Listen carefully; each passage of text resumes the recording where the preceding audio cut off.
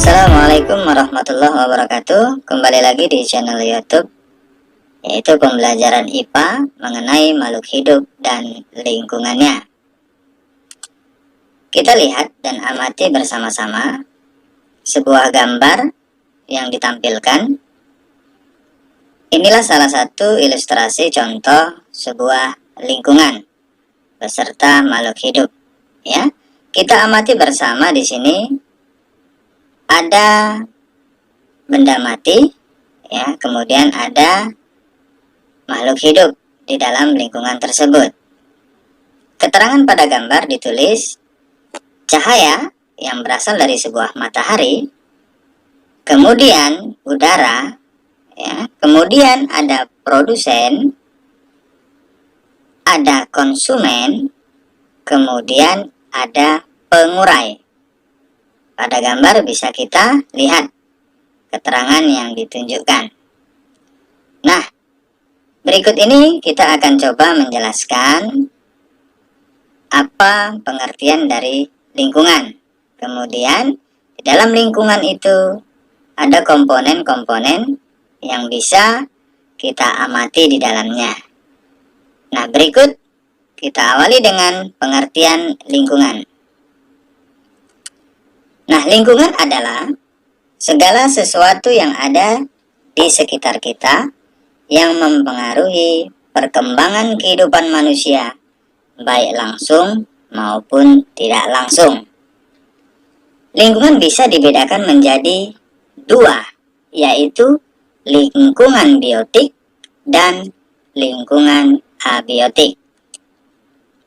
Bagaimana pengaruh komponen abiotik? Kita contohkan di sini suhu terhadap komponen biotik. Di sini dicontohkan ikan dalam suatu ekosistem. Ananda akan mempelajari komponen-komponen ekosistem biotik dan abiotik pada materi berikut ini. Ya, kita lihat dulu. Komponen abiotik itu apa saja? Kemudian komponen biotik itu apa saja? Kita lihat dulu dari segi pengertiannya. Nah, kita lihat komponen biotik. Komponen biotik adalah komponen dalam ekosistem yang mengacu pada makhluk hidup atau organisme. Artinya, semua makhluk hidup dalam ekosistem termasuk dalam komponen biotik. Baik itu manusia, hewan, tumbuhan, hingga makhluk mikroskopik seperti bakteri atau dekomposer. Nah, kemudian berdasarkan cara mendapatkan makanannya, komponen biotik ini dibedakan menjadi tiga, yakni produsen atau autotrof, kemudian konsumen atau heterotrof, dan pengurai atau dekomposer. Kita lihat di sini untuk yang A, produsen atau autotrof. Apa saja dari pengertiannya kita lihat. Pengertian produsen atau autotrof adalah komponen biotik atau makhluk hidup yang mampu menghasilkan makanannya sendiri. Nah, tumbuhan dapat membuat makanannya sendiri lewat proses fotosintesis. Karena tumbuhan memiliki klorofil dan bisa mendapatkan karbon dioksida, air, dan sinar matahari sebagai syarat melakukan fotosintesis. Maka dia dikatakan sebagai produsen tumbuhan tadi. Nah, kemudian B, konsumen atau heterotrof. Pengertian konsumen atau heterotrof adalah komponen biotik atau makhluk hidup yang tidak dapat menghasilkan makanannya sendiri dan bergantung pada organisme lain sebagai bahan makanannya. Hewan termasuk sebagai konsumen atau organisme heterotrof ini. Nah, kemudian kita lihat ada 3 jenis konsumen berdasarkan dari sumber makanan yang dikonsumsinya. Antara lain, kita lihat yang pertama adalah karnivora. Apa itu karnivora? Karnivora yakni organisme yang sumber makanannya adalah daging atau organisme lain. Contoh, karnivora misalnya adalah singa, harimau, buaya, serigala, dan hiu atau hewan lainnya, ya. Kemudian yang kedua, herbivora, yakni organisme yang sumber makanannya adalah daun atau tumbuhan. Contohnya, herbivora misalnya sapi, kambing, kerbau, rusa, jerapah, dan zebra. Kemudian yang ketiga, omnivora, yakni organisme yang sumber makanannya bisa berasal dari tumbuhan atau daging atau organisme lain. Adapun contoh omnivora misalnya beruang, monyet, ayam, tikus, babi, dan binatang lain. Nah, di sini ada 3 jenis konsumen berdasarkan sumber makanannya. Kita sudah pahami bersama, ya. Kita ulang kembali. Yang pertama adalah karnivora, yang kedua adalah herbivora, dan yang ketiga adalah omnivora.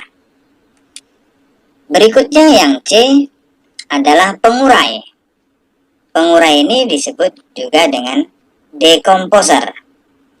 Pengertian pengurai atau decomposer adalah organisme yang bertugas untuk menguraikan sisa-sisa makhluk hidup lainnya yang telah mati untuk dijadikan mineral dan unsur hara tanah. Adanya decomposer membuat keseimbangan ekosistem terjaga karena semua organisme kembali lagi ke asal bentuknya menjadi sumber daya alam. Contoh pengurai misalnya bakteri, jamur, cacing tanah, dan sebagainya. Nah, inilah pengertian dari pengurai tadi. Kemudian kita lihat komponen abiotik. Ya, apa itu komponen abiotik? Komponen abiotik adalah komponen tidak hidup yang ada pada sebuah ekosistem. Yang sebelumnya tadi komponen biotik adalah komponen makhluk hidup, ya, yang hidup. Yang komponen abiotik adalah komponen yang tidak hidup. Selanjutnya kita lihat, adanya komponen abiotik sangat menentukan apa saja jenis makhluk hidup yang bisa tinggal dan bertahan di sebuah lingkungan ekosistem tertentu. Yang termasuk dalam komponen abiotik atau tak hidup dalam ekosistem antara lain adalah air, udara, tanah, suhu, kelembaban, sinar matahari, iklim, dan lain-lain. Untuk lebih memahami, kita bisa lihat komponen biotik dan abiotik di lingkungan sekitar kita. Dari gambar tadi bisa kita lihat, kita amati bahwasanya di dalam lingkungan itu terdapat komponen biotik, yaitu komponen makhluk hidup, ya, atau benda hidup, dan komponen abiotik, ya, komponen yang tidak hidup. Kemudian kita lihat apa kesimpulan dari materi makhluk hidup dan lingkungannya ini dari pembahasan kita. Yang pertama, lingkungan secara umum diartikan sebagai segala sesuatu di luar individu. Segala sesuatu di luar individu merupakan sistem yang kompleks, sehingga dapat mempengaruhi satu sama lain. Lingkungan terdiri atas 2 komponen utama, yaitu komponen biotik yang terdiri atas makhluk hidup dan komponen abiotik terdiri atas makhluk tak hidup atau benda mati. Berikutnya yang kedua, lingkungan abiotik sangat menentukan jenis makhluk hidup yang menghuni suatu lingkungan. Komponen abiotik adalah semua benda tak hidup yang ada di sekitar makhluk hidup. Komponen abiotik antara lain tanah, temperatur atau suhu, air, udara, dan sinar matahari. Berikutnya, yang ketiga, hewan, tumbuhan, manusia, dan mikroorganisme yang termasuk adalah dalam komponen biotik. Di dalam ekosistem, komponen biotik memiliki peran atau role dan tugas tertentu. Nah, berdasarkan peran dan tugasnya, organisme dapat dibedakan menjadi 3, yaitu bisa sebagai produsen, bisa sebagai konsumen, dan bisa sebagai pengurai. Nah, itu yang bisa kita simpulkan dari materi makhluk hidup dan lingkungannya. Semoga penjelasan kali ini bisa membuat kita lebih memahami tentang lingkungan dan makhluk hidup di sekitarnya. Terima kasih. Assalamualaikum warahmatullahi wabarakatuh.